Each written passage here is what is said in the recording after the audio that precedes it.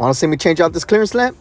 Come over here. Today we're going to be changing out this clearance lamp. I'm actually going to be replacing all 10 on this school bus because they're old.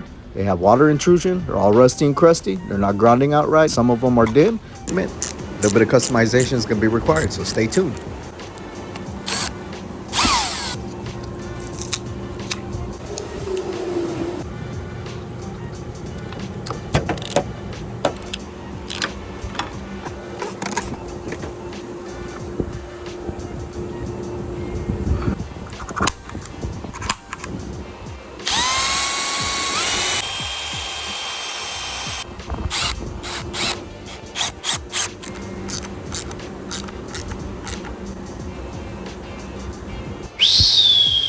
Check it out. Looks like a brand new bus, doesn't it? Not really, but at least they're working.